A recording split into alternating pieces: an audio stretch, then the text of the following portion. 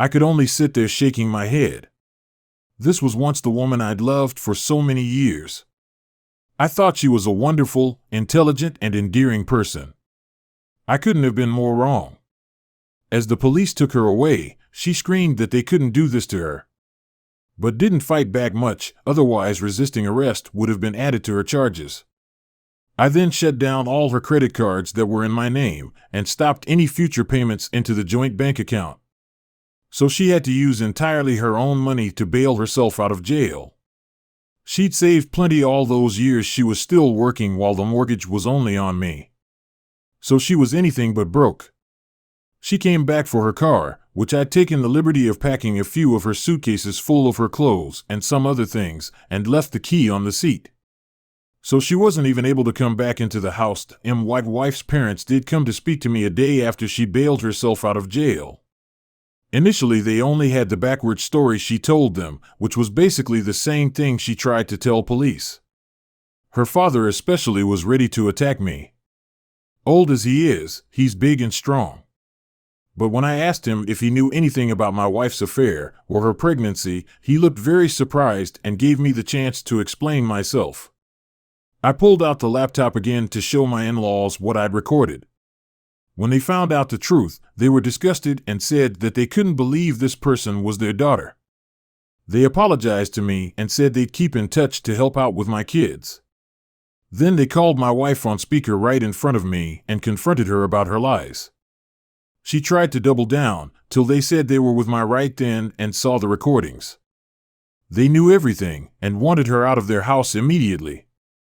She tried to backpedal, but my in-laws said they did not raise her to be a selfish, adulterous bitch that would try to frame her own husband. And she was no longer their daughter. They disowned her over the phone right then and there. And then hung up before my wife could say anything else. She tried to call back, but they ignored her every attempt. And when they got home, not only was she gone, but she destroyed several things around their house, which my mother-in-law was in tears about. I still consider my ex's parents my in-laws because they still drop by from time to see their grandchildren. But my ex is effectively dead to us all. My wife later came back with her affair partner in tow to pack her things. Affair partner wouldn't even come in the house, and my wife refused to speak a word to me while gathering her remaining things. She knew there were cameras everywhere, and she'd damn herself more if she tried anything else. I wasn't alone either, as my sister and Bill were there to help keep an eye on her. Bill made sure to keep his eye on affair partner from the window.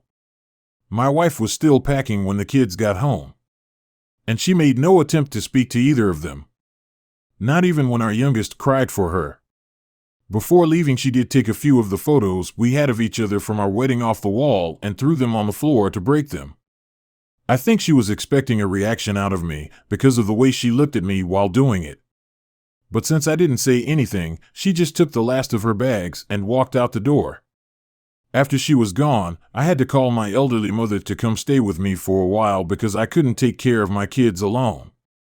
I couldn't take a lot of time off work, and I didn't have a lot of daycare options either. I also ordered DNA tests for my kids. I was sure they were mine, but several people told me that just in case, I had to know. Thankfully, yes, both of my children are mine. And yes, I did get tested for STIs. And I'm clean. So no worries there. About a week later, my wife showed back up at my door saying that she would agree to a clean divorce if I did as well. Meaning she'd have gotten half of everything if I had agreed. But I said no to her face. There was some fighting back and forth, and she more or less admitted to finding out the law in this state was not on her side. We met, got engaged, got married, and lived our whole lives in this state. There was no way she could get out of taking a major loss unless I agreed to settle, which I did not. Then I said that she betrayed me, our kids, her parents, and practically everyone by having an affair. Then I slammed the door in her face. She left quietly, and I didn't see her again till court. A few months later in divorce court, my wife was visibly quite pregnant by then, and she'd gotten a lawyer. Affair partner was also nowhere to be seen. I expected her to lie to the judge, which she started to a few times. But I had enough video evidence to refute any lies, so she really didn't stand a chance. So instead, she tried to drag out the divorce by simply refusing to cooperate and making various demands. She wanted most of my savings for starters. And she wanted a long list of other things I own. And she wanted me to buy out of her half of the house, even though she never paid into it. On my end, I was pushing for full custody of the kids and to get her name off the house deed. I had the video evidence to back up how she said she didn't really care for our children anymore too, and how she said she would make up lies.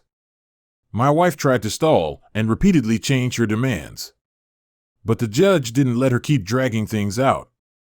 This being in at fault state meant that she was entitled to very little since she was the adulterer. And her attempting to frame me only made her case even worse. In the end, she lost all custody of our kids and walked away with nothing more than her belongings, what could be considered a fair financial settlement considering the circumstances, and the car I previously bought for her. The title was in my name, but I signed it over without a care as part of the settlement. She'd made no attempts to even speak to our kids during the entire divorce anyway. So I got full custody, the house is entirely mine now, and I'm completely free of her. My now ex-wife did try to keep up with her lies about me to others before and during the divorce. But my sisters spread word around of my wife's infidelity, and soon all mutual friends cut her off when they realized who was telling the truth. She and her affair partner left town together after the divorce ended. I heard affair partner wasn't fired, but he was transferred. Where? I don't know. But I do know my ex had to go with him. They could have transferred him and my ex to freeze in Greenland for all I care. I'm just happy they've both left. My ex should have had her do-over baby by now. And I hope it was worth it to her. This is not what I thought I'd be posting to Reddit after just talking about my wife releasing a bunny where a hawk could get it. But many of the comments I previously got about how my wife was acting made me realize I should have been paying attention to the red flags long ago. I guess I just kept rose-tinted glasses on for our entire marriage. But it's all over now. Thank you to any readers who made it through this. I know it was a lot to read. But this is my life.